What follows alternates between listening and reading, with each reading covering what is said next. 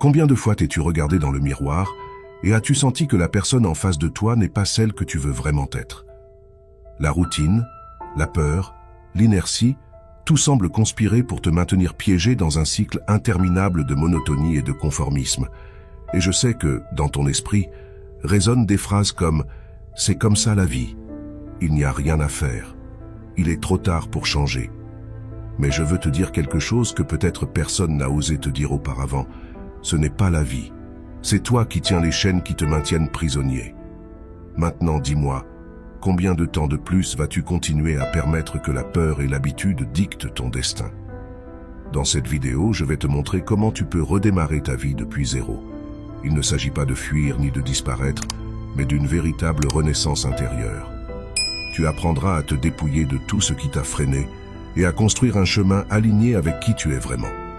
Pour cela, nous utiliserons des principes pratiques et des enseignements stoïciens qui ont perduré à travers le temps, parce qu'ils fonctionnent tout simplement. 13 leçons, 13 outils pour rompre avec le passé, lâcher le poids de ce qui ne te sert plus et créer une vie plus authentique et épanouie. Le moment est maintenant. La question est, es-tu prêt à prendre le contrôle et à découvrir jusqu'où tu peux aller? Commençons. Numéro 1. Embrasse l'inconfort. As-tu déjà senti ce nœud à l'estomac avant de faire un pas important? Cet instant où tout ton corps semble se rebeller et ton esprit te crie « Ne le fais pas, tu n'es pas prêt ». C'est normal. La peur et l'insécurité sont des visiteurs fréquents lorsque nous faisons face à l'inconnu. Mais ce qui compte vraiment, ce n'est pas leur présence, mais la façon dont tu choisis d'y répondre. Là, à ce carrefour entre la crainte et l'action, réside ta véritable croissance. Laisse-moi te dire quelque chose. La peur ne disparaît jamais complètement. Elle est présente dans chaque conversation difficile que tu reportes, dans chaque défi qui t'incite à sortir de ta zone de confort, dans chaque opportunité déguisée en incertitude. Tu peux essayer de l'ignorer, de l'esquiver ou de la déguiser avec des excuses, mais tôt ou tard, elle sera là, te regardant en face. La grande question est, vas-tu la laisser te paralyser ou vas-tu la transformer en un tremplin vers ce que tu désires vraiment? Pense à Thomas Edison, qui a échoué plus de 1000 fois avant d'inventer l'ampoule. S'il avait écouté ses peurs ou permis que l'échec le définisse, le monde serait un endroit plus sombre, littéralement. Mais il a compris quelque chose d'essentiel. Chaque essai raté n'était pas une défaite, mais un échelon de plus sur le chemin du succès. Au lieu de voir la peur comme un obstacle, il l'a convertie en carburant. Maintenant, imagine que tu es sur le point de prendre une décision importante, peut-être changer de travail, lancer un projet ou entamer une conversation qui peut changer le cours de ta vie. Tu ressens la pression, le doute, l'incertitude. Mais au lieu de reculer, essaie ceci. Respire profondément et dis-toi, je vais agir malgré la peur. Il ne s'agit pas de l'éliminer, mais d'apprendre à avancer avec elle. Fais un marché avec ta peur. Plutôt que de la voir comme une ennemie, transforme-la en un mentor. Emmène-la avec toi, mais ne la laisse pas prendre le volant. Quand tu la sens apparaître, souviens-toi qu'elle signifie que tu es sur le bon chemin, que tu grandis, que tu avances. Le courage n'est pas l'absence de peur, mais la volonté d'aller de l'avant malgré elle. Utilise chaque moment d'incertitude comme un marchepied vers ta meilleure version. Alors dis-moi, que vas-tu faire la prochaine fois que la peur frappera à ta porte? La réponse est simple. Ouvre-lui, tends-lui la main et marche avec elle vers ce que tu as toujours voulu. 2. Laisse ton changement rayonner, mon ami. T'es-tu déjà demandé pourquoi certains ont besoin de démontrer leur évolution tandis que d'autres avancent simplement, sans faire de bruit? Les stoïciens l'avaient bien compris. Le véritable changement n'a pas besoin d'applaudissements ni de témoins. Tu ne verras pas Épictète proclamer sa maîtrise de soi à l'agora, ni Sénèque chercher l'approbation pour sa tempérance. La transformation authentique se manifeste dans les actes, pas dans les mots. Aujourd'hui, nous vivons dans un monde qui crie pour la validation. Likes, commentaires, réactions. Il semble que notre croissance ait besoin d'être confirmée par les autres pour se sentir réelle. Mais dis-moi, le feu a-t-il besoin d'annoncer qu'il brûle? Non, il illumine et réchauffe simplement. Ainsi fonctionne le changement authentique. Il se perçoit, se ressent, se projette sans avoir besoin d'être annoncé. Le problème, c'est que beaucoup confondent reconnaissance et progrès. Ils cherchent des regards d'admiration au lieu de cultiver la discipline dans le silence. Mais écoute, mon ami, Ce qui importe vraiment, c'est ce que tu fais quand personne ne te regarde. Tu n'as pas besoin de témoins pour devenir plus fort, plus sage, plus résilient. Tu n'as pas besoin d'approbation pour devenir la meilleure version de toi-même. Certains se sentiront mal à l'aise avec ta croissance. Ils essaieront de la minimiser ou même de s'en moquer. Mais souviens-toi de ceci. La discipline de l'un dérange la paresse de l'autre. Ta constance sera un affront pour ceux qui vivent dans l'inertie, et c'est très bien. Tu n'es pas là pour plaire à qui que ce soit, mais pour te transformer, pour toi et par toi. Alors, continue d'avancer, disparais du bruit, arrête de chercher la validation et permets-toi de grandir dans le silence. Parce que lorsque le changement est réel, il n'a pas besoin d'être proclamé. Il se voit, il se reflète, et sans que tu aies à dire un seul mot, le monde le remarquera. 3. Éloigne-toi du bruit. Ton esprit est comme un fleuve. Mais que se passe-t-il lorsque ces eaux sont agitées par trop de courants? Tu ne peux pas voir le fond, tu ne peux pas trouver la clarté. Et ces courants, c'est tout le bruit qui t'entoure. Messages constants, notifications interminables, opinions d'autrui qui remplissent ta tête sans que tu t'en rendes compte. Tu te noies dans une mer de distractions qui t'empêche d'écouter la seule voix qui compte vraiment, la tienne. Demande-toi, combien de fois dans la journée remplis-tu chaque instant vide avec quelque chose d'externe? Tu sors ton téléphone sans raison, tu passes d'une application à une autre, tu consommes des informations sans sens. Tout semble urgent, mais rien n'est vraiment important. Maintenant, dis-moi, quand as-tu pris le temps pour la dernière fois de t'arrêter en silence, sans stimuli, sans bruit, simplement avec toi-même? Sénèque l'a dit clairement, rien n'est plus précieux que le temps, et pourtant, rien ne se gaspille autant. Et aujourd'hui, nous le dilapidons en petites doses de distraction. Mais le véritable changement se produit dans l'espace vide, dans le silence, dans les moments où tu te permets d'exister sans bruit extérieur. Alors, que peux-tu faire? D'abord, cherche ton refuge. Cela peut être un coin de ta maison, une promenade sans écouteurs, quelques minutes de quiétude avant de dormir. Déconnecte-toi du monde et reviens à toi. Ensuite, choisis avec intention l'information que tu consommes. Tout ne mérite pas ton attention. Laisseras-tu le bruit définir ta vie ou prendras-tu le contrôle? T'éloigner du bruit, ce n'est pas fuir, c'est reprendre la maîtrise de toi-même, c'est trouver la clarté que tu cherchais, car c'est seulement dans le silence que tu peux entendre ce qui importe vraiment. 4. Renforce ta discipline. As-tu déjà pensé que la discipline n'était réservée qu'à certains chanceux? Tu n'es pas le seul. Pendant longtemps, j'ai cru que c'était un talent inné, un trait avec lequel on essaie ou pas. Mais la vérité est tout autre. La discipline n'est pas génétique, c'est un choix quotidien. On nous a fait croire que la motivation est le point de départ de tout, que sans elle, nous ne pouvons pas avancer. Mais que se passe-t-il quand la motivation s'évapore? Abandonne-t-on? Non. Et voici la clé. Tu n'as pas besoin d'être motivé pour agir. Tu as besoin d'agir pour générer de la motivation. C'est un cycle où l'action nourrit l'enthousiasme. Épictète l'a exprimé clairement. N'attends pas que les événements se produisent comme tu le veux, mais souhaite qu'ils se produisent comme ils se produisent, et tu seras heureux. La discipline, c'est ça. Accepter que tu n'auras pas toujours envie, mais continuer malgré tout. Il ne s'agit pas d'attendre le moment parfait, mais de créer l'habitude d'avancer, même quand la paresse, le doute ou la peur tentent de t'arrêter. S'il y a quelqu'un qui incarne cette mentalité, c'est Jocko Willink, ex-Navy SEAL et expert en leadership. Sa devise est claire, la discipline, c'est la liberté. Cela peut sembler contradictoire, mais réfléchis. Quand tu maîtrises ta routine, quand tu décides de ce que tu feras sans dépendre de ton humeur, tu te libères du chaos et de l'incertitude. Tu n'as pas besoin de trop réfléchir, tu agis simplement. Comment appliquer cela dans ta vie? Suppose que tu veuilles faire de l'exercice, mais que tu trouves toujours des excuses. Le temps, la fatigue, le manque d'envie. Simplifie. Engage-toi à t'entraîner seulement 10 minutes par jour. Pas 1 heure, pas une routine compliquée, juste 10 minutes.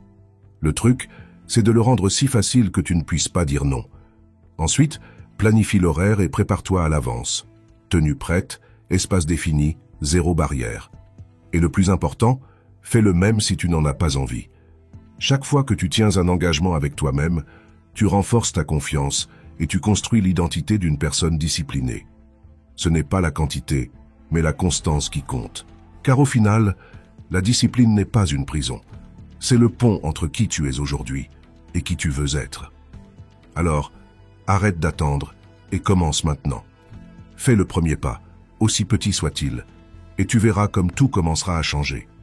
Si c'est la première fois que tu es sur ma chaîne, je te demande de m'aider en t'abonnant et en laissant un like à la vidéo. Ainsi, je pourrai continuer à créer davantage de contenu comme celui-ci à l'avenir. 5. Avance pas à pas. Imagine que tu décides d'apprendre à jouer du piano. Tu t'assieds, tu vois une partition compliquée et tu te dis « Je vais jouer ce morceau en une après-midi ». Au bout d'une demi-heure, tes doigts sont raides. Tu n'arrives pas à coordonner les notes et la frustration s'empare de toi. Déçu, tu refermes le couvercle du piano et tu te dis « Je ne suis pas bon à ça ».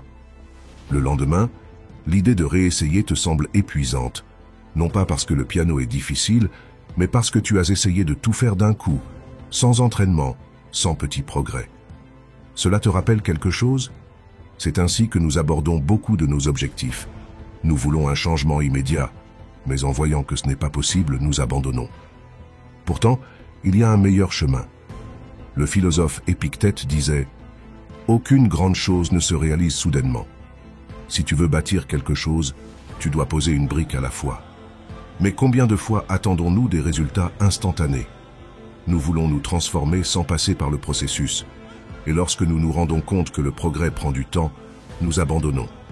C'est comme si nous voulions écrire un livre en une journée, sans avoir d'abord appris à écrire une page. C'est ce qui m'est arrivé quand j'ai décidé de me mettre à lire davantage.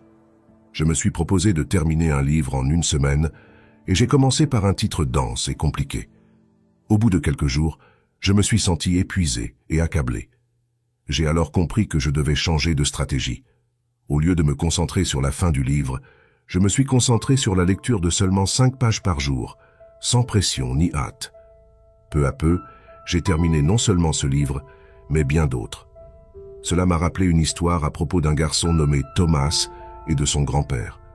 Un jour, alors qu'ils marchèrent dans la forêt, Thomas a regardé le sommet d'une montagne et a dit « J'aimerais être là-haut, tout de suite ». Son grand-père a souri et a répondu « Alors, fais le premier pas ». Thomas a ri, mais un pas ne m'amène pas jusqu'au sommet. Son grand-père a répondu « Peut-être pas, mais il te sort de là où tu es ». Cela peut sembler un conseil simple, mais il a une grande signification. Tu n'atteins pas le sommet de la montagne d'un seul bond, mais pas à pas. Et il en va de même pour tout changement que tu veux faire dans ta vie. Tu ne peux pas avancer si tu ne fais pas le premier pas. Alors, si ton objectif est d'améliorer ta concentration, commence par 5 minutes sans distraction. Demain, essaie 7. Peu importe à quel point le progrès est minime, l'important, c'est qu'il soit constant. Peut-être te diras-tu, quelle différence font quelques minutes? Crois-moi, elles font toute la différence parce qu'il ne s'agit pas du temps, mais de l'habitude que tu construis. Chaque petit progrès est une victoire. Marque dans ton agenda les jours où tu as respecté ton objectif. Offre-toi une petite récompense, reconnais ton effort. Ces détails renforcent ton engagement et te rappellent que tu avances. Pense au progrès comme au courant d'une rivière. Au début, l'eau coule lentement, mais avec le temps, elle devient plus forte et avance sans effort. Voilà comment tu réalises des changements durables, non avec de grands bonds, mais avec de petits pas soutenus dans le temps. Alors, dis-moi, quel sera le premier pas que tu feras aujourd'hui pour commencer ta transformation? Parce que, mon ami, il n'y a pas de meilleur moment que maintenant. La peur de l'échec est l'un des plus grands obstacles sur la voie de la croissance personnelle. Souvent, nous nous retrouvons paralysés par l'idée que, si nous ne faisons pas les choses parfaitement du premier coup, ça ne vaut pas la peine d'essayer. Cette mentalité du tout ou rien nous empêche de faire le premier pas, nous enfermant dans une analyse excessive et des doutes constants. Nous nous convainquons que nous avons besoin de plus d'informations, de plus de préparation ou d'un meilleur moment, alors qu'en réalité, ce dont nous avons besoin, c'est d'agir. La paralysie par l'analyse est un piège mental qui nous maintient immobiles. Nous nous plongeons dans la recherche de réponses parfaites, de stratégies infaillibles et de conditions idéales avant d'agir. Cependant, la véritable clé du progrès ne réside pas dans la connaissance de chaque détail avant de commencer, mais dans le fait de faire le premier pas avec ce que nous avons, au moment présent. La perfection est un mirage qui nous vole l'opportunité d'apprendre à travers l'expérience. Le progrès incrémental est l'antidote contre la peur et l'inaction. Dans n'importe quel domaine de la vie, que ce soit apprendre une langue, améliorer sa forme physique, adopter des habitudes saines ou entreprendre un projet, le plus important est la constance dans de petits progrès quotidiens. Il ne s'agit pas d'atteindre l'objectif immédiatement, mais de se diriger dans la bonne direction, si minime soit-elle. Chaque nouveau mot que nous apprenons, chaque repas sain que nous choisissons, chaque minute dédiée à notre projet compte et nous rapproche un peu plus du but. L'histoire nous l'a montré. Les grandes réussites se construisent pas à pas.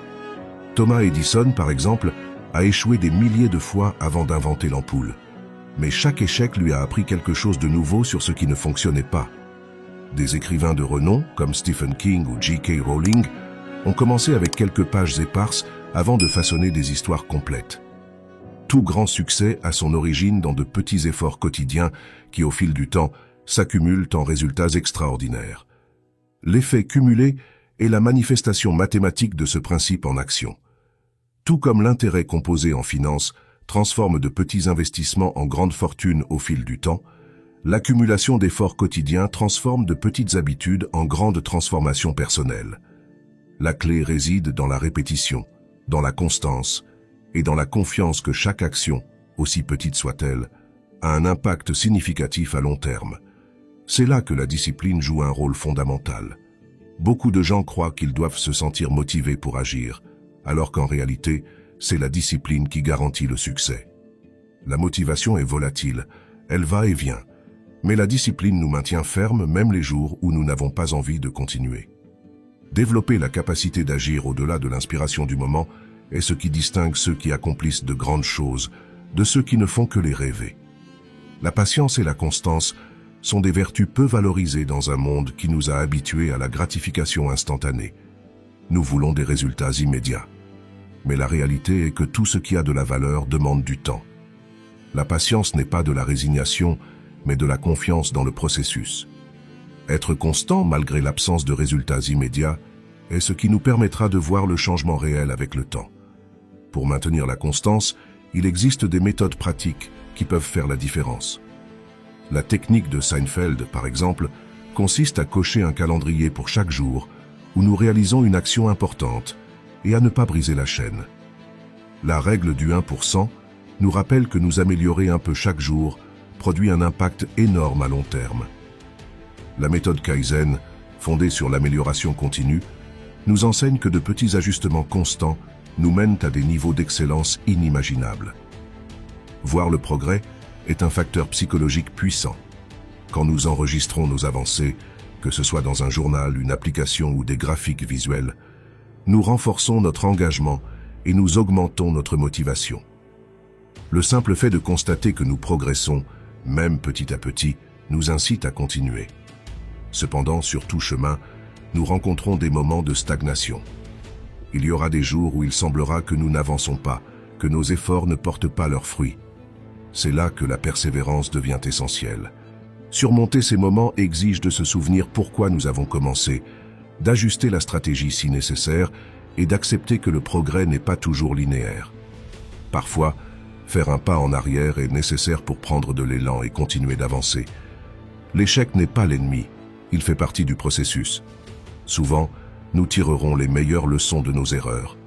Chaque erreur est une opportunité d'apprentissage, le signe que nous essayons, que nous sommes en mouvement. Plutôt que de craindre l'échec, nous devons l'accepter comme une partie inévitable de la croissance. Ceux qui réussissent ne sont pas ceux qui ne tombent jamais, mais ceux qui apprennent et se relèvent après chaque chute.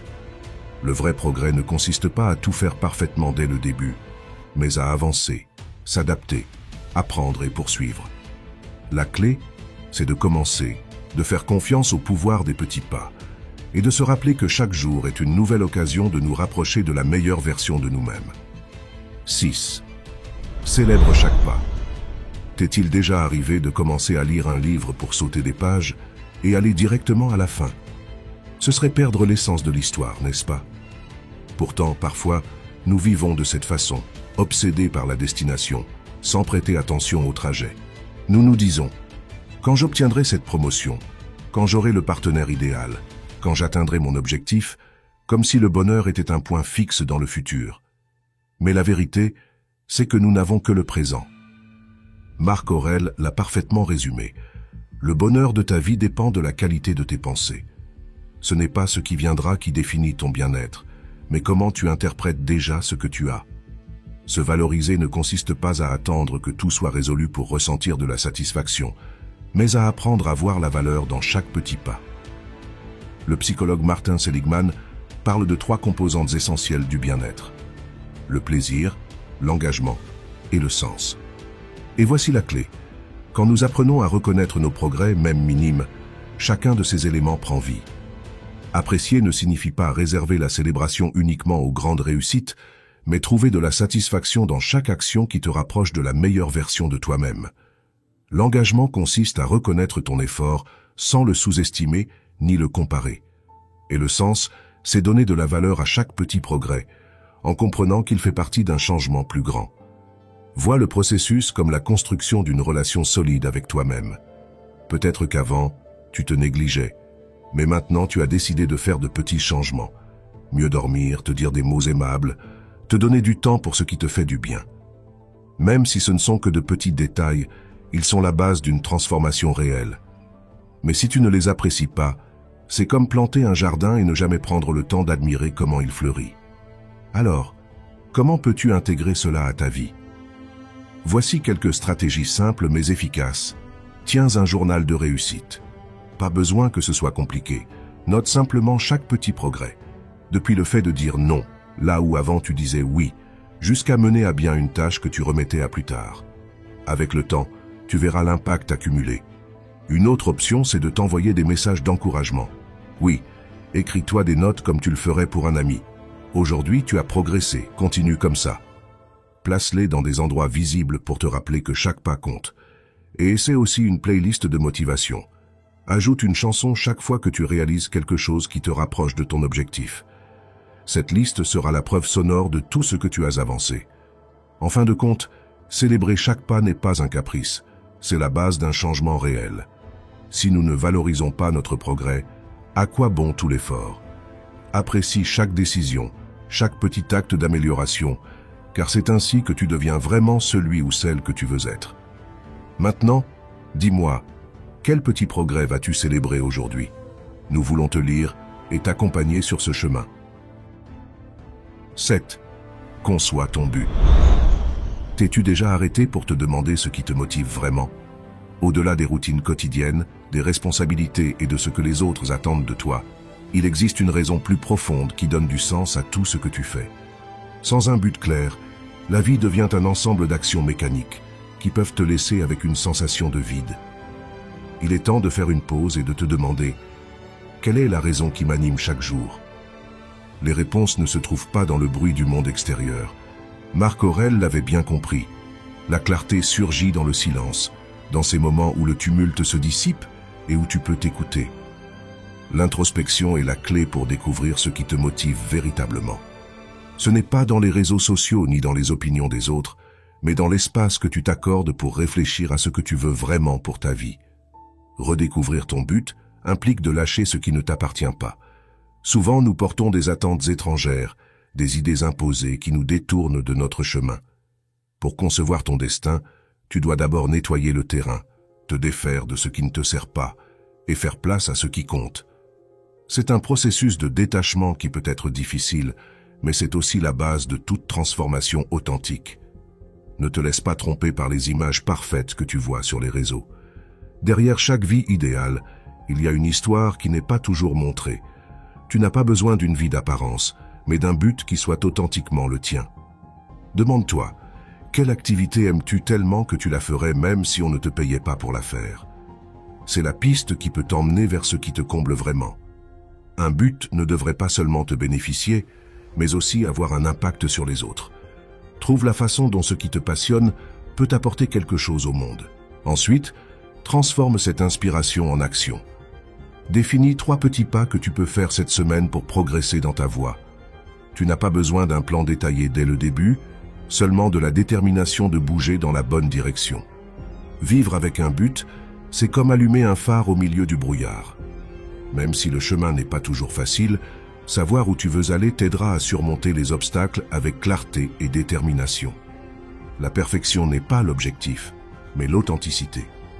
L'important n'est pas d'impressionner les autres, mais de trouver ce qui allume une étincelle en toi. Alors, déconnecte-toi du bruit, mets de côté les distractions et accorde-toi le temps de tracer ta route.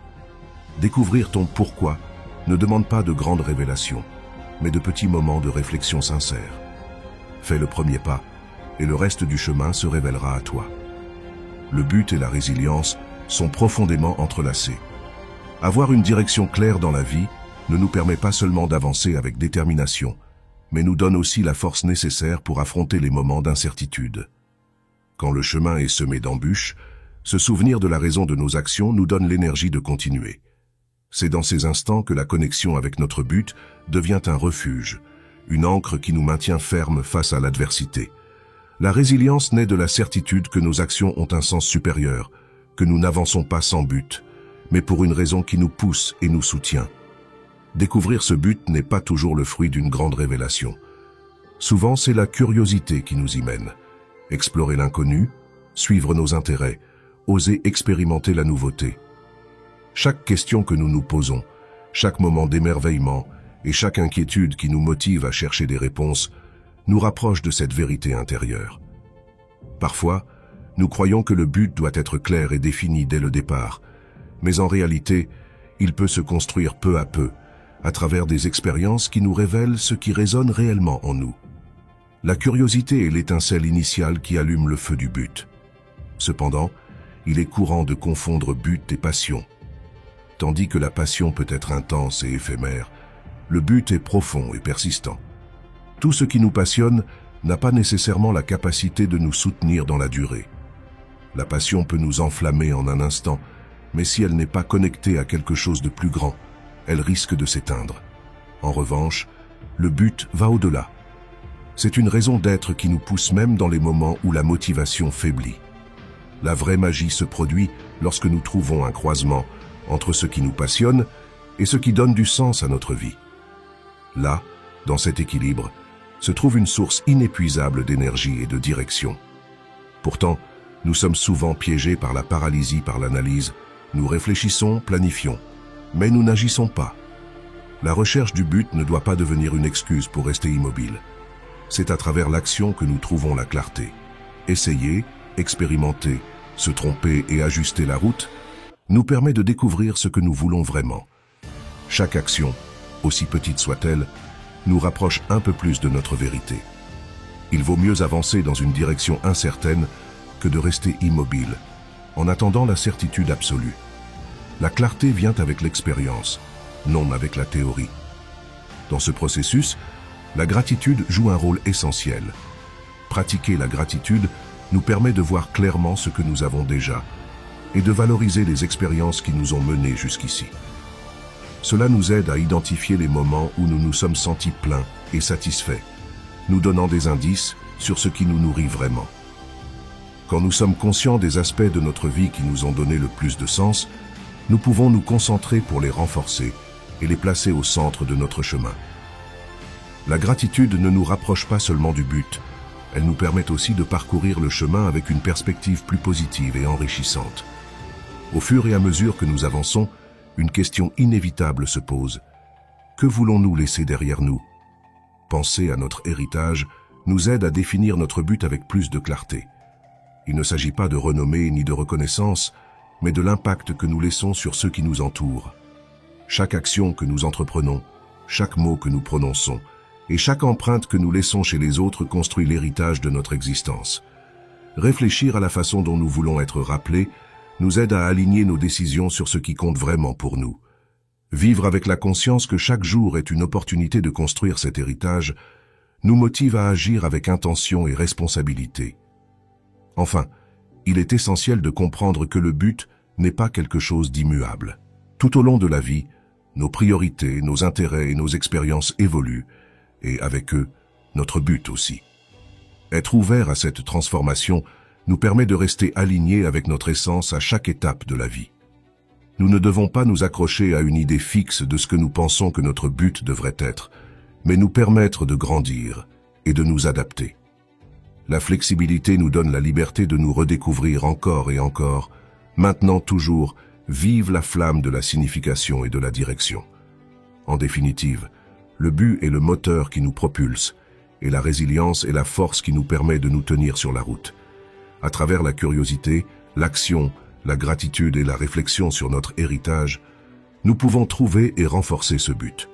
Et ce faisant, nous réalisons que, plus qu'une destination, le but est un voyage en évolution constante qui nous met au défi, nous transforme et nous permet de vivre avec une véritable plénitude. Découvrez les principes du stoïcisme et apprenez à les appliquer dans votre vie moderne avec notre e-book « Le stoïcisme en pratique ». 10 stratégies pour transformer votre vie. Cliquez sur le lien dans le premier commentaire épinglé pour l'obtenir dès maintenant. C'est ensemble, en partageant et en appliquant ces enseignements séculaires, que nous pouvons faire face au tumulte de la vie moderne avec sérénité et détermination. 8. Lâche ce qui t'attache. Pendant des années, j'ai vécu prisonnier dans une spirale d'engagement, d'attente et de désir d'autrui. Je sentais que je devais être tout pour tout le monde, m'adapter à ce que les autres attendèrent de moi, répondre avec un sourire même quand, à l'intérieur, je me sentais vide. Je ne voulais décevoir personne. Je craignais le rejet et la critique. Alors je suis devenu un expert pour plaire. Cependant, à chaque concession, à chaque oui prononcé à l'encontre de ma véritable volonté, une partie de mon essence s'éteignait. Je me sentais épuisé, comme si je portais un poids qui n'était pas le mien, mais que je ne savais pas comment lâcher. Le besoin de plaire à tout le monde est une prison invisible. On commence par de petites concessions, croyant qu'il s'agit d'un acte de générosité ou de gentillesse. Mais, avec le temps, cela devient un renoncement à soi-même. Peu à peu, sans qu'on le remarque, on devient le reflet de ce que les autres désirent, un mosaïque d'attentes étrangères. Nous perdons l'authenticité, et avec elle, le sens de notre propre vie. Qui suis-je vraiment si chacune de mes décisions est influencée par le désir de plaire aux autres? Le premier pas pour se libérer, c'est de se remettre en question. Je me suis demandé si la vie que je menais était vraiment celle que je voulais, ou si elle était simplement le résultat de ce que les autres attendaient de moi. La réponse a été douloureuse. J'ai réalisé que beaucoup de mes choix n'avaient pas vraiment été les miens. Alors, j'ai décidé de changer. Lâcher ce qui était inutile, laisser partir des engagements, des relations et des habitudes qui ne m'apportaient rien, même si cela signifiait faire face à l'inconfort de la désapprobation des autres. Ça n'a pas été facile. Perdre des personnes en chemin fait toujours mal. Mais j'ai compris que lâcher prise n'est pas abandonner, mais faire de la place pour ce qui compte vraiment. La philosophie stoïcienne m'a aidé à comprendre ce processus. Sénèque disait que nous souffrons davantage dans notre imagination que dans la réalité. Combien de fois nous tourmentons-nous pour des choses qui ne sont pas encore arrivées, pour des peurs qui n'existent que dans notre esprit? La plupart de mes préoccupations ne m'appartenaient pas vraiment, mais étaient le fardeau d'essayer de soutenir ce que je ne devais pas soutenir. Apprendre à lâcher ne rend pas seulement la vie plus légère, cela nous enseigne aussi à vivre avec plus de sérénité. En psychologie, on sait que les personnes qui placent les autres avant elles-mêmes sont plus susceptibles à l'anxiété et à la dépression. L'incapacité à dire non produit une usure émotionnelle profonde. Chaque fois que nous cédons par obligation, nous nous trahissons un peu. C'est une auto-tromperie subtile mais corrosive.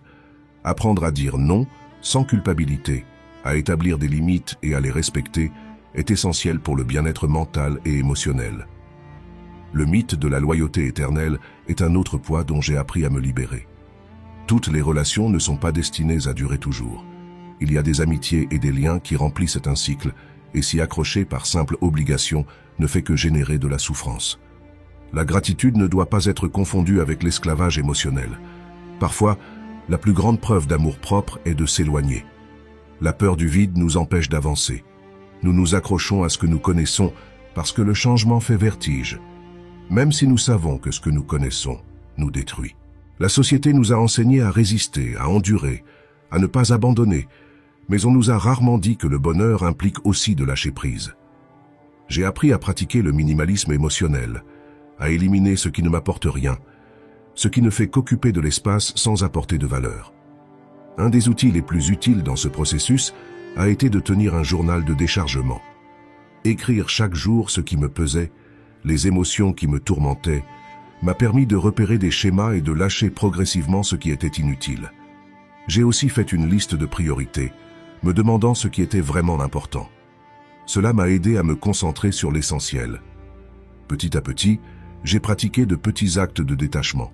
Dire non sans me justifier, m'éloigner de conversations qui ne m'intéressaient pas, réduire le temps consacré à des relations qui ne me nourrissaient pas. Le plus surprenant dans ce processus a été l'effet libérateur. En lâchant ce qui ne me faisait pas de bien, ma vie s'est remplie de choses qui, elles, m'en faisaient. J'ai trouvé de nouvelles amitiés, de nouvelles passions, de nouvelles opportunités, et le plus important, je me suis retrouvé moi-même. Le paradoxe du détachement, c'est que, quand tu laisses partir ce qui ne t'apporte pas, l'essentiel reste.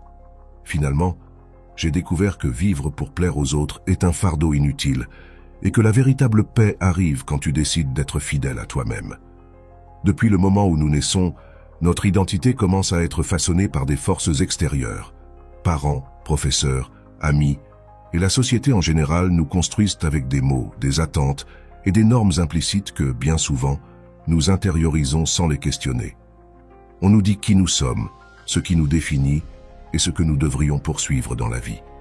Cependant, nous nous arrêtons rarement pour demander « Est-ce que je veux vraiment être cette personne ?» L'attachement à l'identité imposée est un phénomène silencieux mais puissant. Nous grandissons en croyant que notre valeur réside dans la satisfaction des attentes de ceux qui nous entourent. Si, depuis l'enfance, on nous a dit que nous étions responsables, nous avons l'impression que toute marque de négligence ou d'erreur est une trahison de cette image. Si on nous a qualifiés de réussis, tout faux pas devient une menace pour notre estime de soi. Nous nous accrochons à ces définitions parce qu'elles nous apportent de la sécurité, qu'elles évitent le conflit avec les autres, parce que la peur de décevoir pèse plus que le désir d'authenticité. Le problème survient quand ces étiquettes nous limitent, quand nous cessons d'explorer, quand nous sacrifions nos véritables passions pour nous ajuster à un moule qui ne nous représente plus. Il est naturel d'évoluer, de changer d'opinion, de découvrir de nouvelles passions. Mais la peur de la réaction extérieure nous paralyse. Nous ne voulons pas que ceux qui nous connaissaient dans des versions antérieures se sentent trahis. Nous nous sentons responsables d'être cohérents avec un personnage qui ne reflète pas forcément notre essence présente. L'idée du sacrifice comme preuve d'amour est un autre pilier de cette identité imposée. On nous a dit qu'aimer, c'est tout donner, qu'afficher de l'affection, c'est placer les besoins de l'autre avant les siens. Mais que se passe-t-il quand le sacrifice se transforme en un vide constant? La générosité authentique naît de l'abondance intérieure, non de l'auto-annihilation.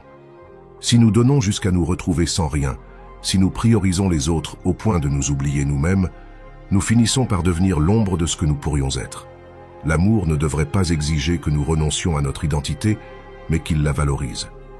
Depuis l'enfance, on nous a appris à satisfaire les attentes des autres. D'abord celles des parents et des professeurs, puis celles du partenaire, des amis, du patron, de la société en général. Nous nous adaptons à ce que l'on attend de nous parce que nous craignons le rejet, nous cherchons l'approbation. Et on nous a convaincus que notre valeur se trouve dans la validation extérieure. Mais combien de nos actions sont réellement les nôtres, et combien sont simplement des réponses à la peur de ne pas rentrer dans le rang? Rompre avec ces attentes ne signifie pas être égoïste ni irresponsable, cela signifie retrouver sa voie, sa direction. Le syndrome de l'imposteur est une conséquence directe de cet attachement à l'identité imposée. Quand nous avons passé toute notre vie à rechercher l'approbation des autres et à nous définir à travers leurs regards, tout accomplissement peut nous sembler immérité.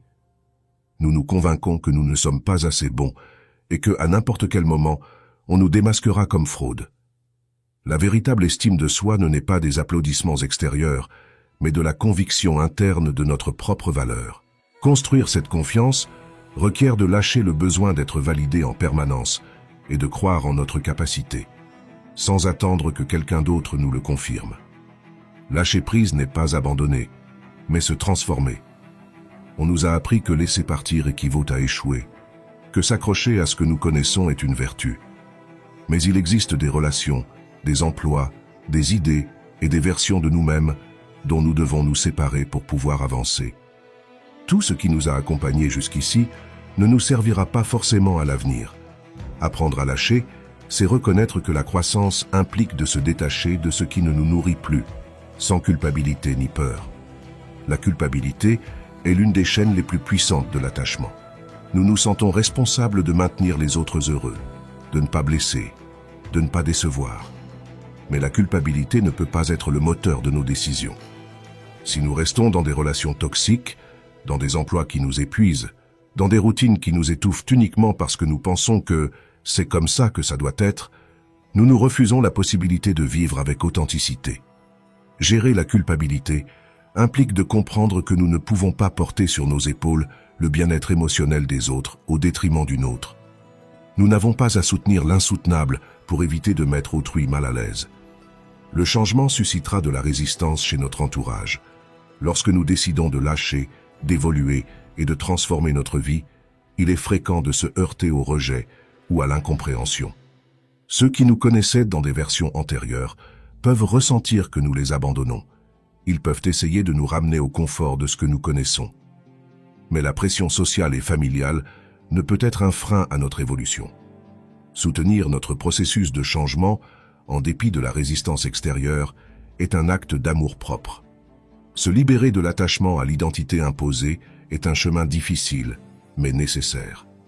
Il s'agit de remettre en question ce que nous avons tenu pour acquis, de nous permettre d'évoluer sans craindre le jugement d'autrui, de lâcher sans culpabilité ce qui ne nous représente plus. L'authenticité ne se trouve pas dans le fait de satisfaire les autres, mais dans l'acte courageux d'être ce que nous sommes vraiment. 9. Admets que tu ne vas pas bien. Ignorer un problème ne le fait pas disparaître. Au contraire, cela le laisse grandir dans l'ombre, devenant plus fort, plus complexe et plus difficile à résoudre. Le déni est un piège subtil, un refuge confortable qui nous protège momentanément de la douleur de faire face à la réalité. Cependant, cette protection apparente a un coût élevé. En repoussant l'affrontement de nos conflits, nous leur permettons de s'enraciner et de devenir des schémas récurrents qui limitent notre croissance et notre bien-être.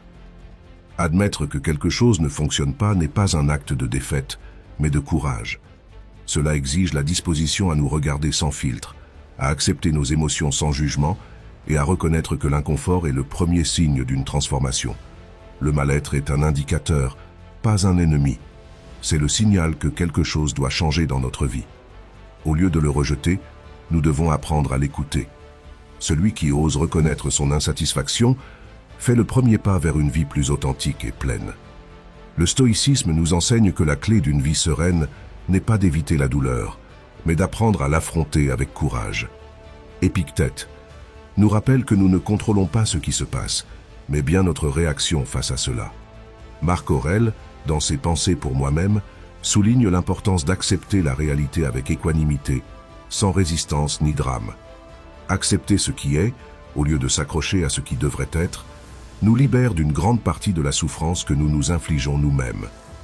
La transformation se produit lorsque nous cessons de lutter contre la vérité et commençons à travailler avec elle. Nombre de nos problèmes découlent des attentes imposées par la société. Nous grandissons en croyant que certains chemins sont synonymes de réussite, sans nous demander si nous voulons vraiment les suivre.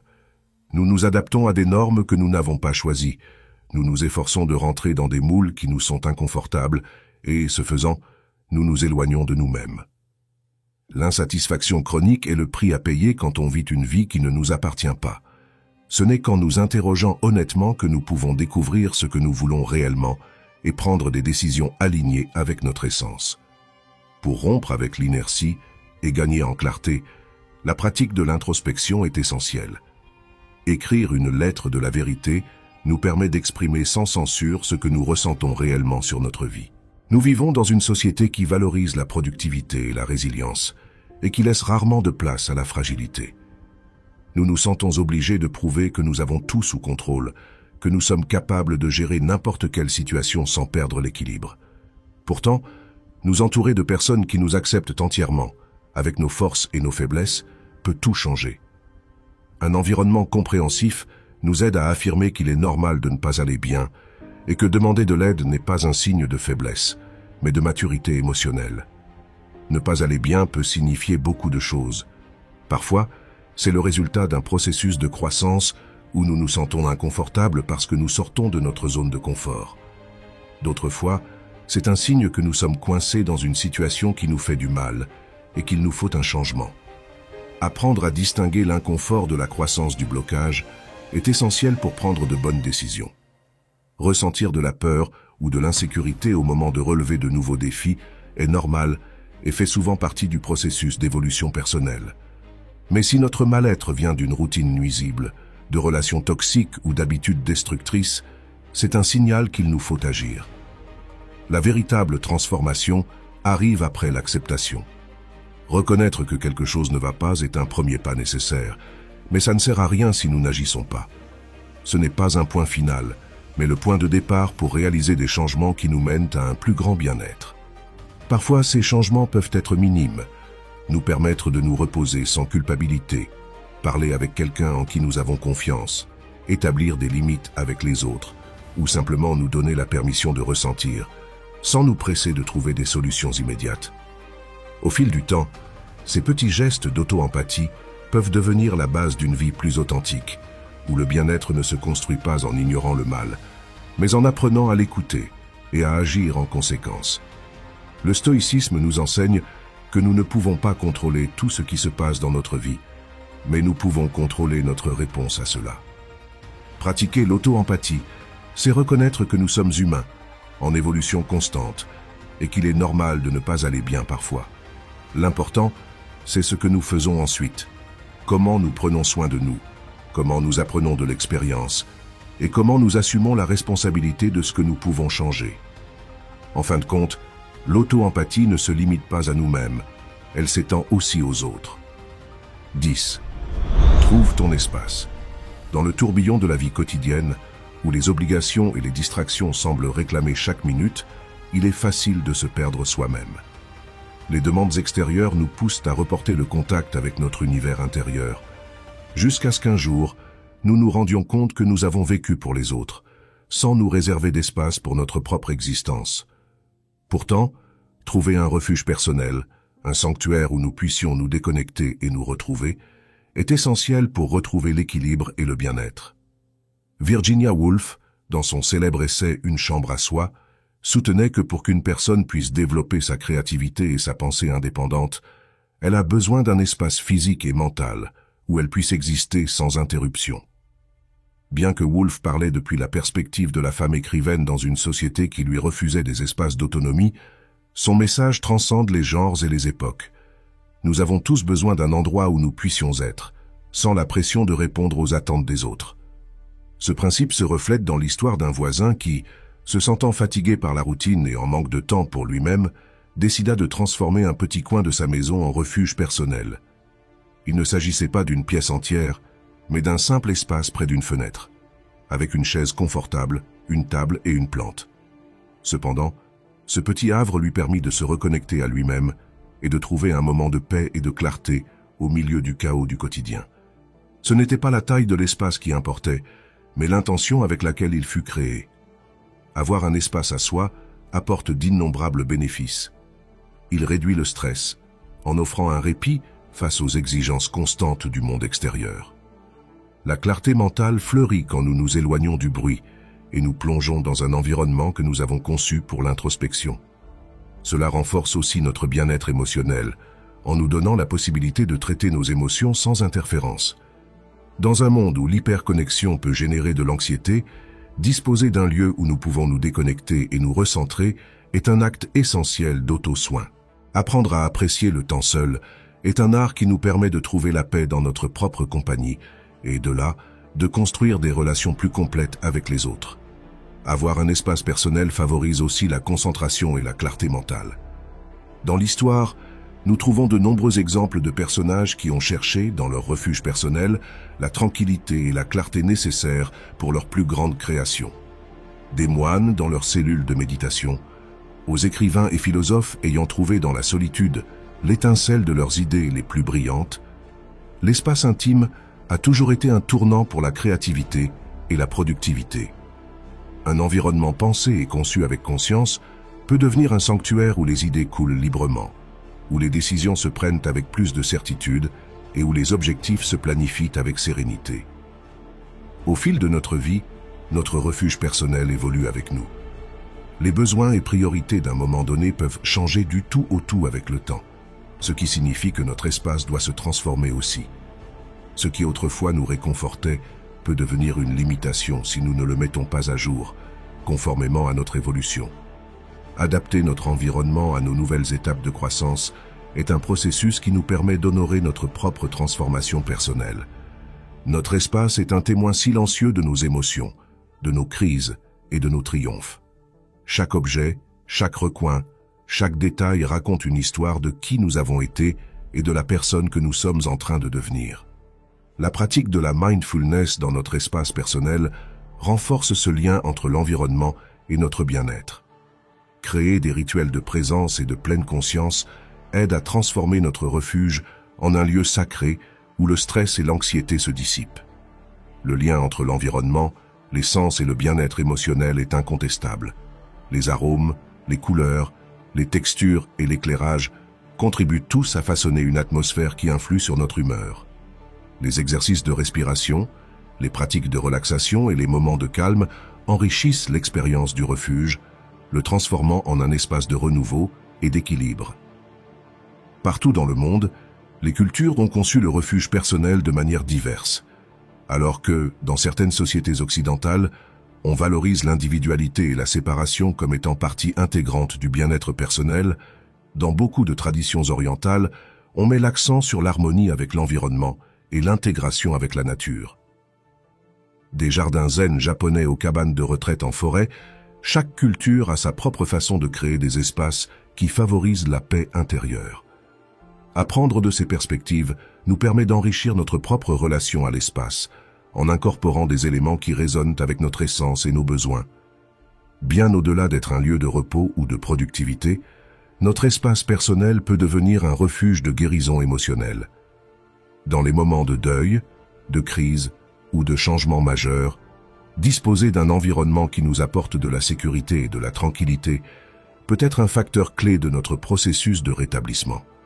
L'importance d'avoir un lieu où traiter nos émotions, sans jugements extérieurs, nous permet d'affronter nos expériences les plus profondes avec authenticité.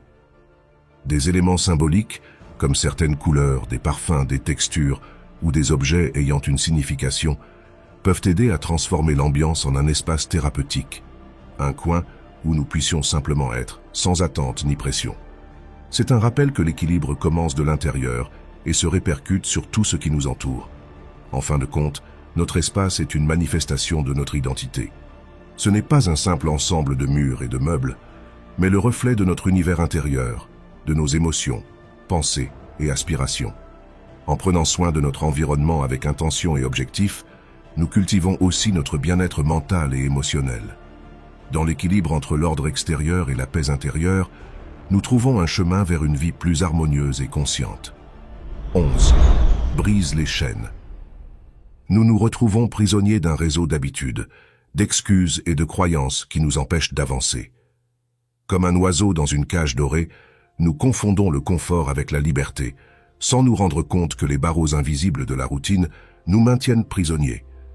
Nous nous racontons des histoires pour justifier notre inaction. Ce n'est pas le bon moment, je n'ai pas assez de talent, j'ai toujours été comme ça. Mais qu'arriverait-il si nous les remettions en question? Nous ressemblons à la grenouille dans l'eau qui chauffe progressivement. Nous ne remarquons pas le mal jusqu'à ce qu'il soit trop tard.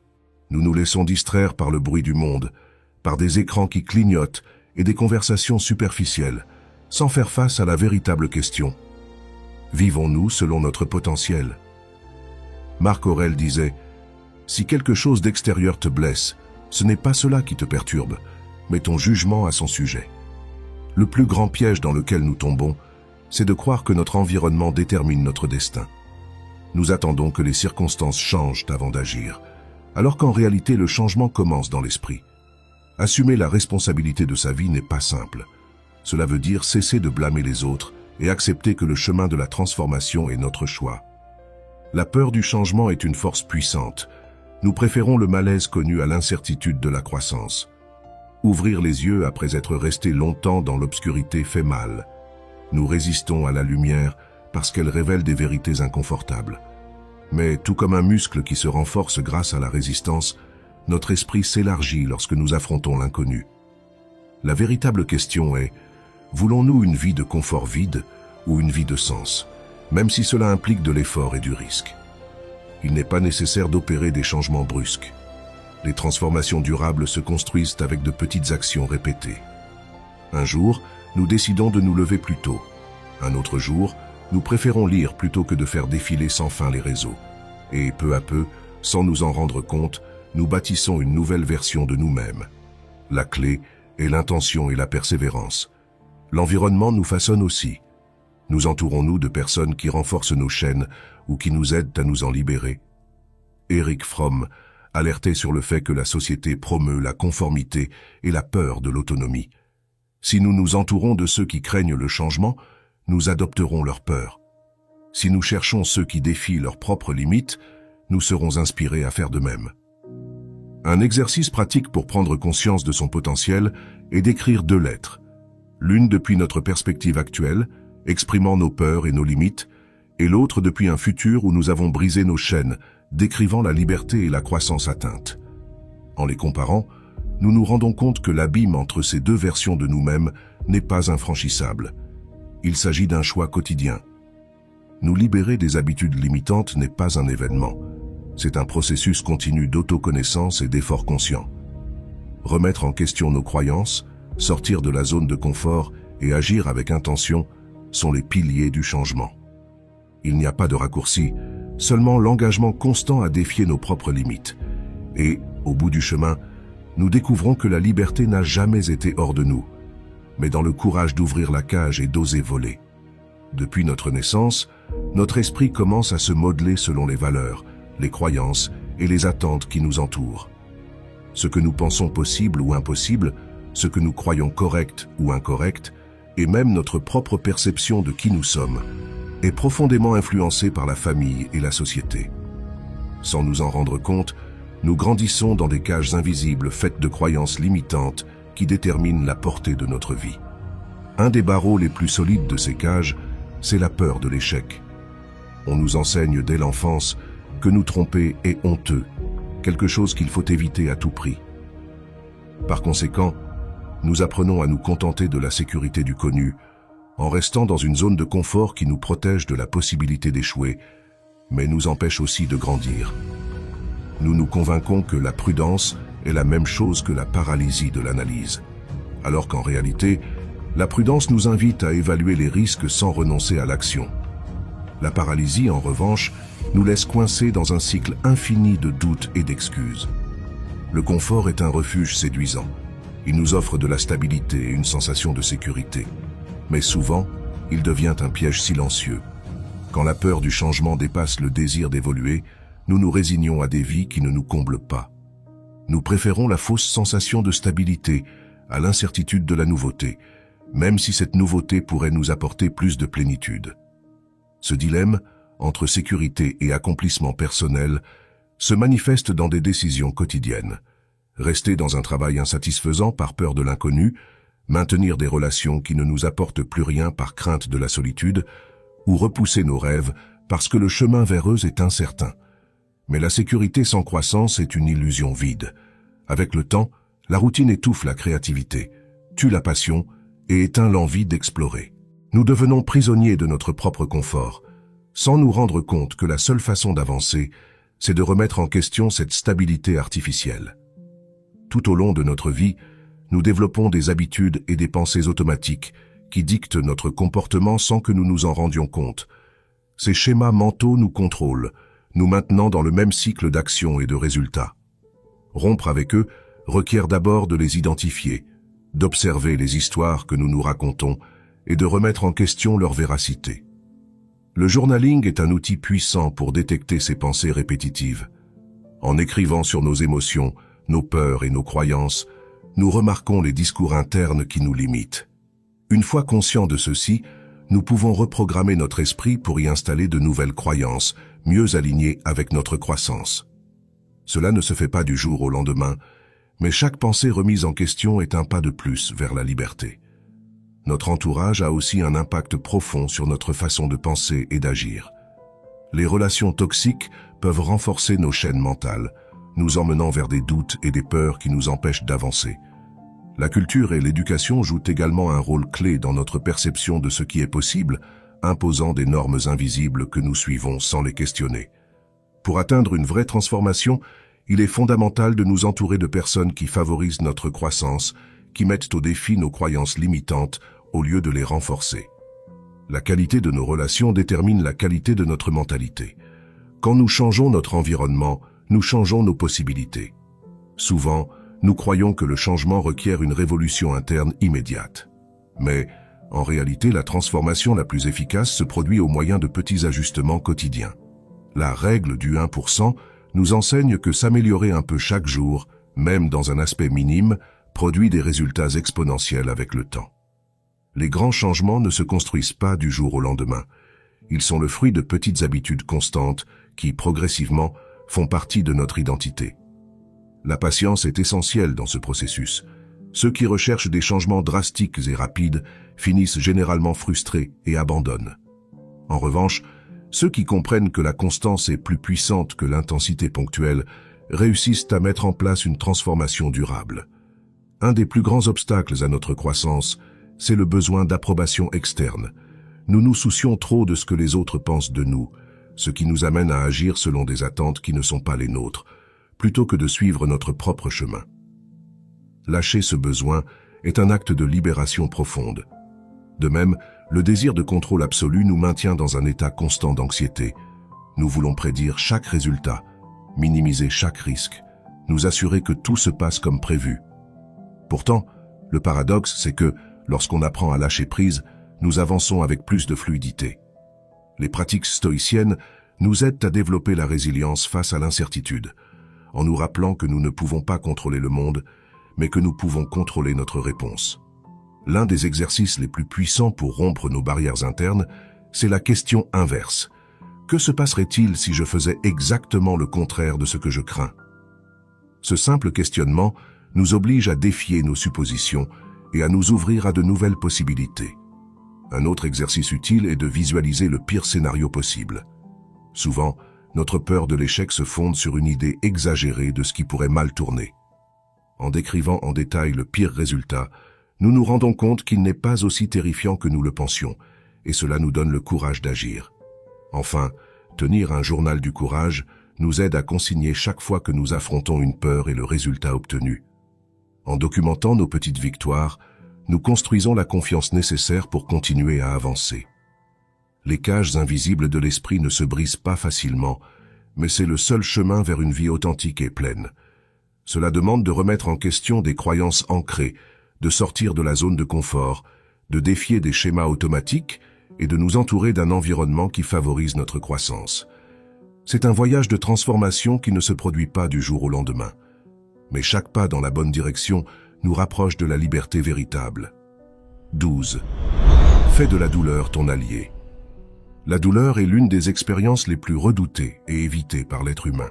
Cependant, ce que nous négligeons souvent, c'est que la douleur n'est pas un ennemi qui vient nous punir, mais un puissant allié qui stimule notre croissance et notre transformation. Plutôt que de fuir, nous devons l'affronter avec courage, l'accepter avec ouverture et l'orienter pour évoluer et atteindre notre plus haut potentiel. Depuis la nuit des temps, les philosophes ont compris que l'adversité forge le caractère. Marc Aurèle l'a clairement exprimé, l'obstacle est le chemin. Cette phrase recèle une vérité fondamentale. Ce qui nous met au défi est en définitive ce qui nous renforce.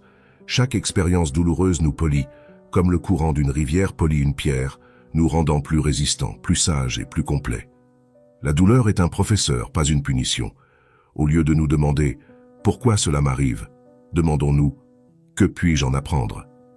Nick Cave, par exemple, a converti la perte déchirante de son fils en une source de créativité et de connexion plus profonde avec son art. Viktor Frankl, qui a survécu aux horreurs d'un camp de concentration, a découvert que même dans la souffrance extrême, nous pouvons trouver un sens qui nous permet de transcender. Stephen King, après un accident qui l'a gravement blessé, a canalisé sa douleur dans l'écriture de l'une de ses œuvres les plus puissantes. Dans chacun de ces cas, la douleur n'a pas été une fin, mais un tournant qui les a conduits à de nouveaux sommets de compréhension et de croissance. Les neurosciences ont montré que notre cerveau apprend de la douleur. Chaque défi que nous affrontons et surmontons renforce notre système nerveux, nous rendant plus résilients. La capacité de surmonter l'adversité n'est pas innée, c'est une compétence que nous développons à travers l'expérience. Comme les muscles se fortifient avec l'effort, notre esprit devient plus solide à chaque épreuve traversée. La douleur prend de multiples formes. La douleur physique nous avertit d'une lésion dans le corps, tandis que la douleur émotionnelle nous alerte d'un déséquilibre dans notre vie. Mais toute souffrance n'est pas égale.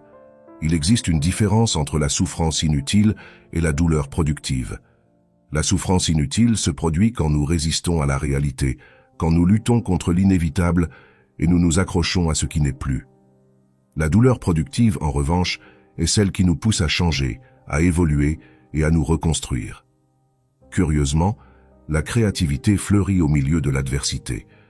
De grands artistes ont utilisé leur souffrance comme un moyen de donner un sens à leurs expériences.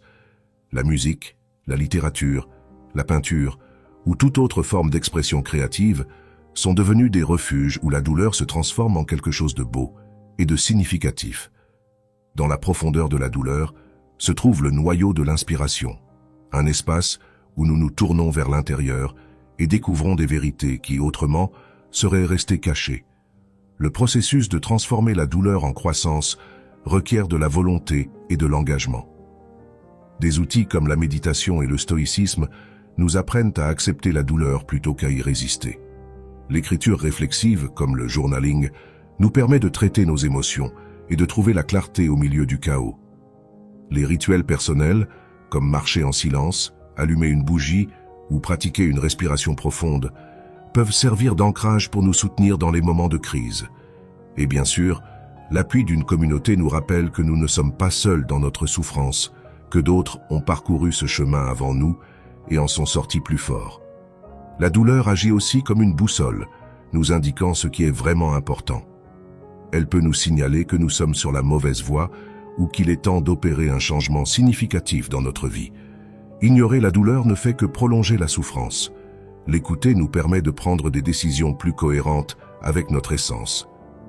Il y a un paradoxe dans la douleur. Plus nous essayons de l'éviter, plus elle persiste. Quand nous l'affrontons avec courage et l'acceptons comme faisant partie de la vie, elle cesse d'être un fardeau insupportable et devient un moteur de transformation.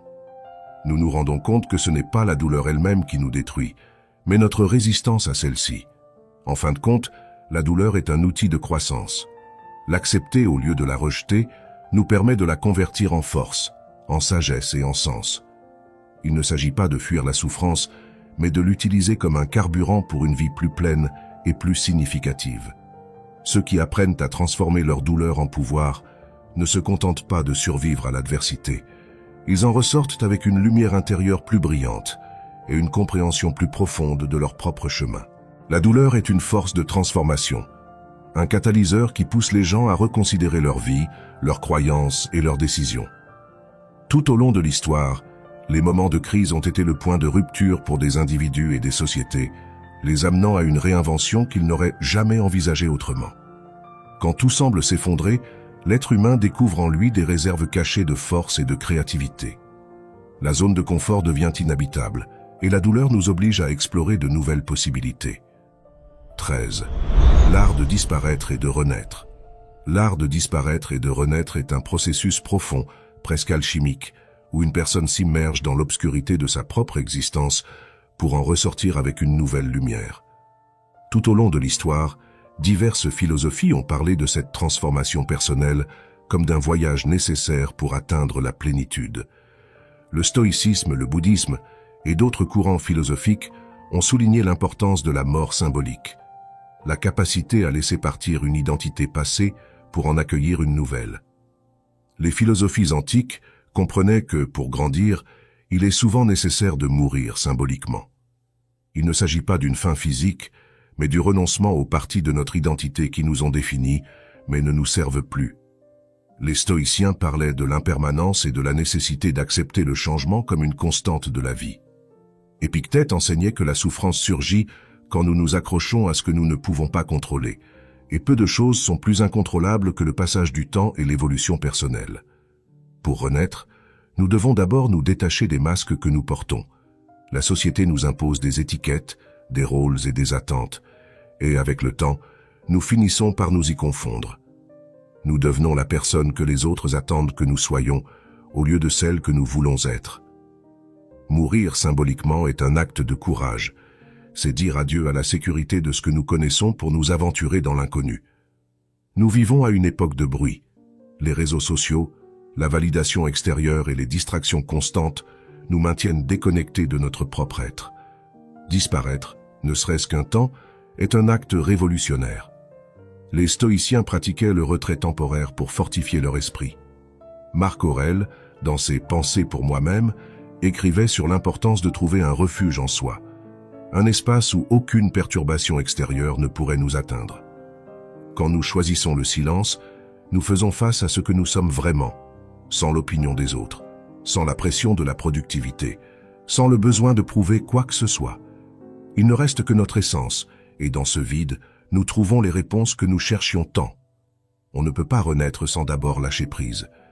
Souvent, nous nous accrochons à des personnes, à des habitudes et à des croyances qui nous limitent, par peur du vide qu'elles laisseront derrière elles. Mais ce qui n'apporte pas sape notre énergie. Il faut apprendre à identifier quels aspects de notre vie nous épuisent et avec détermination les laisser partir. Un exercice puissant consiste à écrire une lettre d'adieu à notre ancien moi. Nous pouvons y exprimer notre gratitude pour tout ce qu'il nous a appris. Reconnaître son effort et son courage, mais aussi lui dire clairement qu'il est temps d'aller de l'avant. Il ne s'agit pas de renier le passé, mais de l'honorer tout en avançant vers l'avenir. Le vrai changement ne se produit pas du jour au lendemain. Il est facile de faire des modifications superficielles, mais la transformation réelle demande de la discipline. Les stoïciens enseignaient l'importance de l'autodiscipline comme clé du développement personnel. Renaître signifie s'engager dans une nouvelle façon de vivre, et pour cela, établir une routine de réinitialisation basée sur la simplicité et le but est essentiel. Le minimalisme ne s'applique pas qu'au matériel, mais aussi à nos actions et à nos pensées. Apprendre à prioriser l'essentiel, à éliminer ce qui est inutile et à agir avec intention constitue la base d'une renaissance authentique. Le changement n'est jamais confortable. L'esprit résiste à l'inconnu parce que sa fonction première est de nous protéger de l'incertitude. Cependant, les stoïciens nous enseignent que l'inconfort est la porte de la transformation. La résilience ne consiste pas à éviter la douleur, mais à apprendre à vivre avec elle, sans qu'elle nous définisse. Quand nous abordons l'incertitude avec acceptation, nous cessons de la craindre et nous apprenons à couler avec la vie, au lieu de lutter contre elle. Et c'est ainsi que nous découvrons notre véritable force. Pour accueillir une nouvelle version de nous-mêmes, nous devons d'abord faire de la place. Cela vaut aussi bien pour nos possessions matérielles que pour nos pensées. Nous vivons en accumulant, croyant que plus nous possédons, plus nous valons, alors qu'en réalité, l'excès ne fait que nous lier. Pratiquer le détachement nous libère. Quand nous réduisons nos biens à l'essentiel, quand nous simplifions nos engagements et quand nous éliminons les pensées limitantes, nous créons un espace fertile pour la nouveauté. La vie devient plus légère et nos décisions plus claires. Renaître, ce n'est pas seulement laisser derrière soi le passé, c'est aussi décider de qui nous serons à l'avenir. C'est un acte conscient de création. Pour cela, définir un code personnel, fondé sur des principes solides, peut être d'une grande aide. Quelles sont les valeurs qui guideront notre vie? Quel genre de personne voulons-nous être? La constance est la clé. Il est facile de retomber dans les vieilles habitudes, mais si nous savons clairement ce que nous voulons, nous pourrons rester fermes sur la nouvelle voie. Chaque jour est une occasion de réaffirmer notre transformation, d'agir en accord avec qui nous avons décidé d'être. Disparaître et renaître n'est pas un événement unique, mais un processus constant. Tout au long de la vie, nous nous trouverons dans plusieurs points de rupture où il faudra lâcher, redéfinir et recommencer. Et cela est normal, car ce n'est qu'à travers la transformation continue que nous pouvons vraiment vivre en plénitude. Depuis la nuit des temps, l'archétype du phénix symbolise la transformation personnelle, la capacité de renaître de nos cendres et de réémerger avec une force renouvelée. Les mythes nous parlent de cet oiseau immortel qui, après s'être consumé dans les flammes, ressurgit avec un nouvel élan. Ce récit est le reflet de l'expérience humaine, dans laquelle les crises, les pertes et les difficultés peuvent être le prélude à une croissance profonde et significative. Nous sommes arrivés à la fin de cette vidéo. Si tu as apprécié ce contenu, nous t'invitons à t'abonner et à like pour nous soutenir. Partage cette vidéo avec ta famille ou tes proches si tu penses que cela peut leur être utile. À la fin, tu verras 2 choix de vidéos supplémentaires que nous avons spécialement sélectionnés pour t'accompagner dans ton développement personnel.